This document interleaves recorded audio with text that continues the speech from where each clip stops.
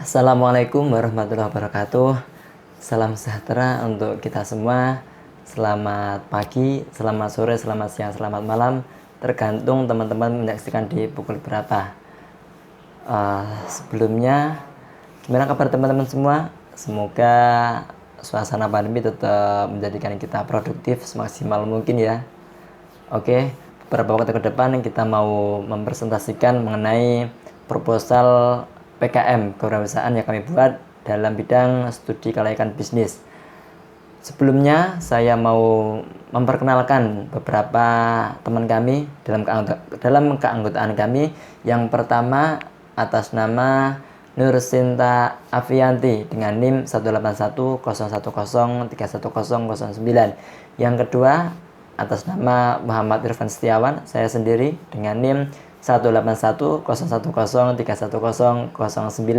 Yang kedua atas nama Yakiatul Fakiroh dengan NIM 18101031023. Yang keempat atas nama Murteza Mutahari dengan NIM 18101031036.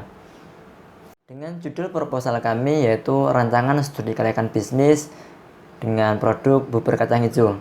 Adapun beberapa alasan yang melatar belakangi kami membuat produk bubur kacang hijau. Yang pertama, atas kegelisahan kami melihat kondisi sosial masyarakat begitu meningkatkan akan daya konsumsi di masyarakat tanpa disadari dengan kurangnya perhatian khusus dari produsen untuk memperhatikan kesehatan. Yang kedua, kami melihat begitu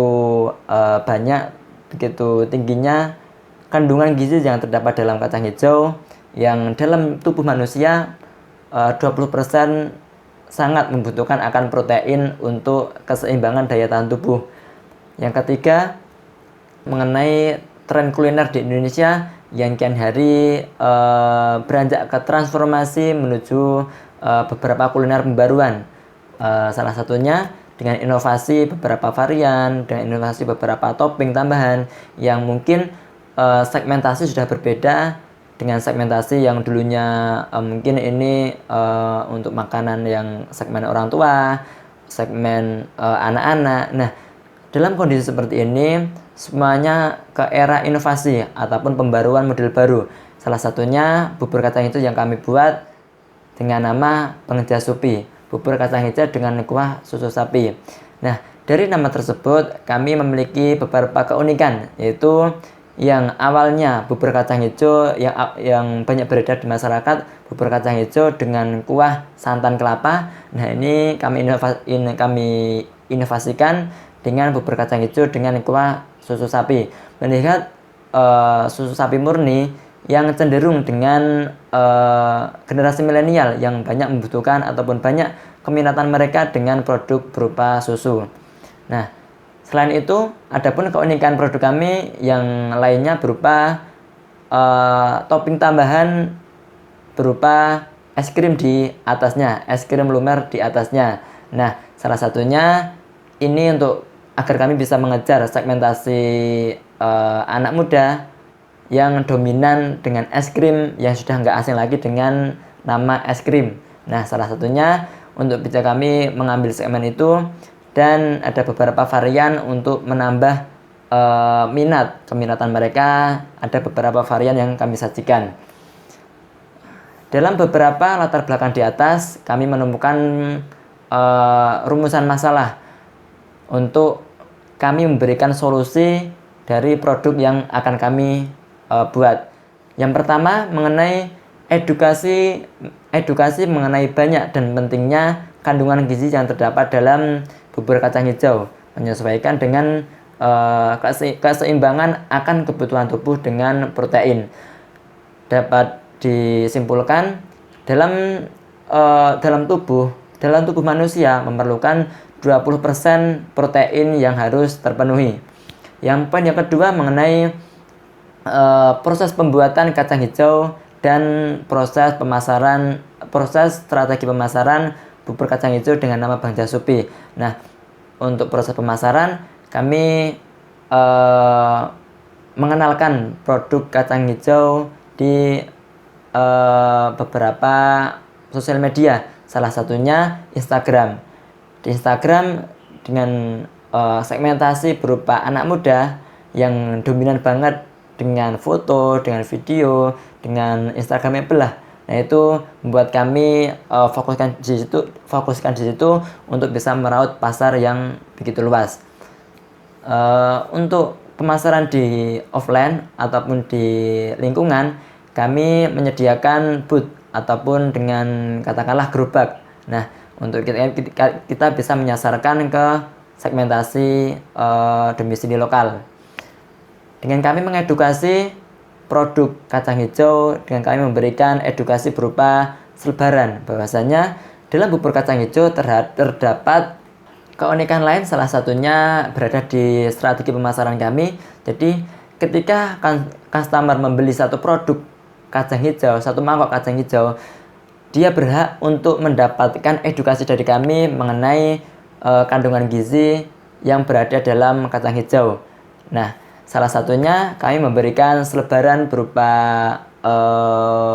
informasi mengenai kandungan gizi dan kebermanfaatan protein tersebut dengan tubuh manusia.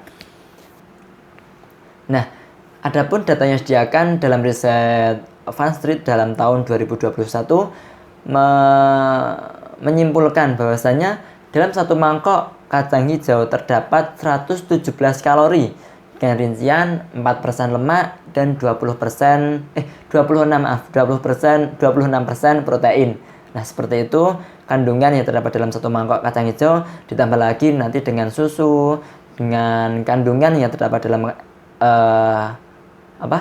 dalam es krim dan beberapa varian lainnya. Nah, seperti bubur kacang hijau dengan nama Bang Jasupi. Gimana? Teman-teman tertarik nggak untuk mau mencoba? Nah, silahkan tunggu untuk kami segera rilis produk bubur kacang hijau dengan nama Bang Jasupi. Oke? Assalamualaikum warahmatullahi wabarakatuh. Baik, sebelumnya perkenalkan, nama saya Lucinda Aviali. Saya dari Prodi Ekonomi Islam. Nah, di sini saya mau melanjutkan presentasi dari teman-teman saya, dan di bagian saya ini terkait segmentasi pasar pada PKM kewirausahaan Bang Jasupi atau bubur kacang hijau kuah susu sapi. Nah, di sini Bang Jasupi ini lebih menargetkan pada keminatan anak-anak, di mana anak-anak itu lebih memilih makanan yang belum tahu akan kandungan gizi di dalamnya. Nah, dengan adanya Bang Jasupi ini, siapa tahu nantinya anak-anak ini minat untuk membeli atau mengkonsumsi Bang Jasupi ini. Di mana Bang Jasupi ini juga sudah sangat terlihat kandungan gizinya, di mana kacang hijau itu sendiri. Terus juga dengan kuah susu sapi. Nah, kuah susu sapi ini juga sangat baik untuk pertumbuhan anak-anak. Nah, untuk pemasaran Bang Jasupi ini melalui dengan kita berjualan seperti di outlet seperti itu. Nah, nantinya kita jaga stand, tapi juga kita bisa lewat media sosial melalui IG, WA, atau Facebook. Nanti kita share di story masing-masing. Nah, nanti kita bisa delivery seperti itu. Harga Bang Jasupi ini pun terbilang sangat sesuai dengan kalangan masyarakat, tidak membebani konsumen dan juga sesuai dengan modal. Nah, dengan harga 8.000 per mangkok. Nah, di sini dengan harga segitu, Bang Jasupi ini sangat memperhatikan kebutuhan konsumen, di mana ada gizi juga, gizi yang sangat baik di dalamnya, dan juga harganya tidak memberatkan masyarakat. Sehingga produk ini itu sangat bagus untuk dijalankan di saat pandemi seperti ini. Sekian dari saya. Sebelumnya minta maaf apabila ada kesalahan. Untuk selanjutnya akan dilanjutkan oleh teman saya. Halo, assalamualaikum warahmatullahi wabarakatuh. Perkenalkan, nama saya Murdeza Mutahari. Di sini saya akan melanjutkan pembahasan mengenai cara pembuatan produksi bubur kacang hijau kuah susu sapi. Nah, singkatannya yaitu Bang Jasupi. Nah, untuk alat dan bahan yang harus digunakan, yang pertama itu ada panci, dan yang kedua centong. Nah, untuk bahannya sendiri itu yang pertama ada kacang hijau sekitar 250 gram, kedua 1 liter air, ketiga blok gula merah atau gula Jawa, itu dua gula Jawa, yang keempat yaitu susu sapi sekitar 400 ml, yang kelima lembar daun pandan, nah sekitar dua lembaran lah. Yang keenam itu ada gula pasir dan garam, ini untuk menambah cita rasa sesuai selera Anda. Terus yang ketujuh itu ada ruas jahe. Ruas jahenya itu harus digeprek ya, biar aroma yang terdapat di jahe itu keluar. Yang kedelapan yang terakhir itu ada tepung kanji.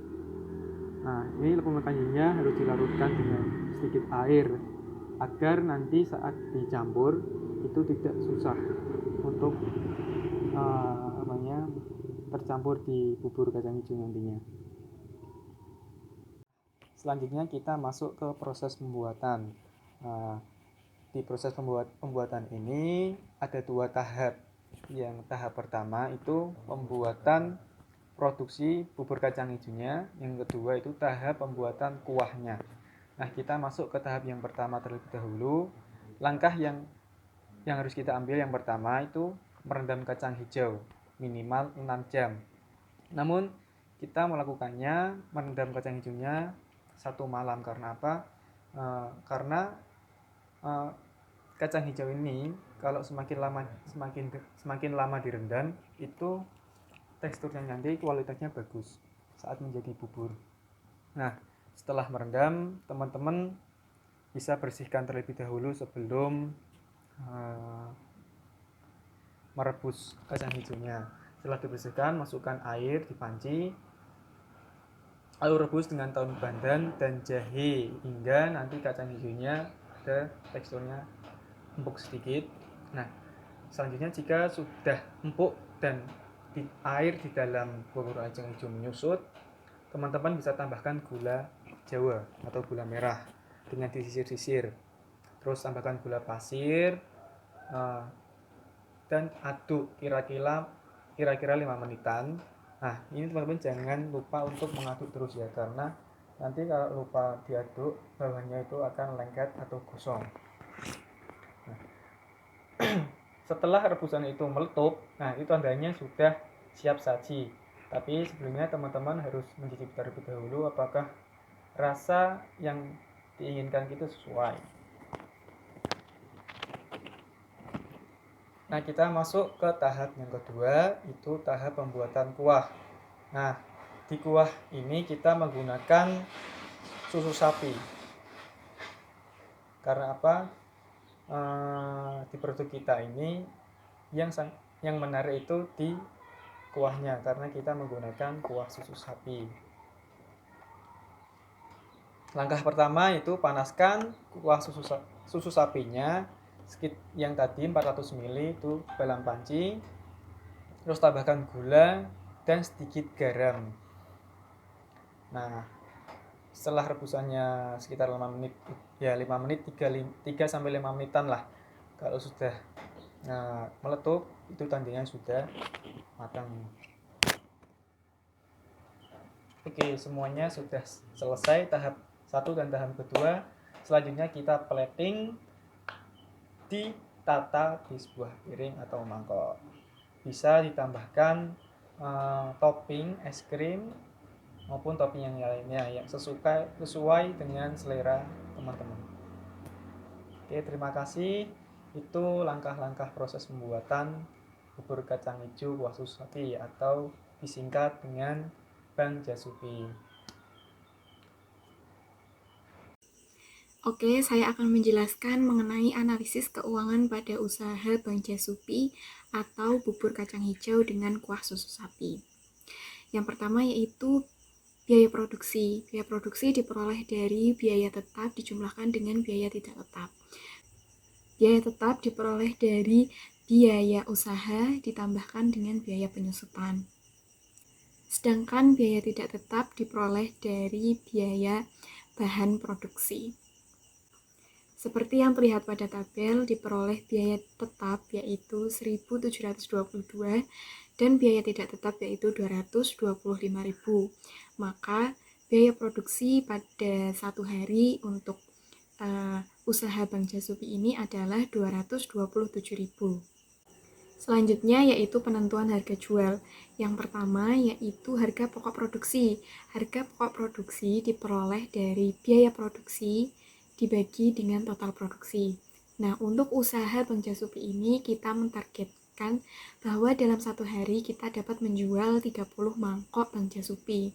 Maka dari itu perhitungannya yaitu 227 dibagi 30 yaitu 7.500. Selanjutnya yaitu harga jual. Harga jual diperoleh dari harga pokok produksi ditambah dengan laba yang diinginkan. Nah, untuk usaha kita ini kita mengambil untungnya itu 2.500 setiap mangkoknya. Maka dari itu 7.500 ditambah dengan 2.500 yaitu 10.000. Maka harga jual satu mangkok Bank Jasupi adalah 10.000. Selanjutnya yaitu keuntungan. Yang pertama yaitu menghitung laba.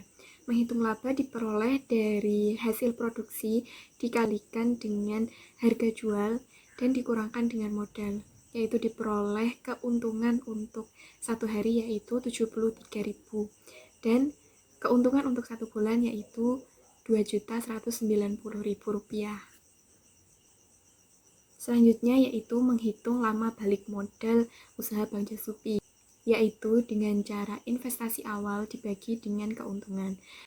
Investasi awal yaitu 7.597.000 diperoleh dari anggaran dana yang sudah kita anggarkan untuk 5 bulan ke depan dan dibagi dengan keuntungan yaitu 2.190.000, maka diperoleh lama balik modal dalam usaha Bank Jasupi ini yaitu 3,5 bulan. Sekian presentasi dari kelompok kami. Apabila ada salah kata mohon dimaafkan. Wassalamualaikum warahmatullahi wabarakatuh. 2,000 years later.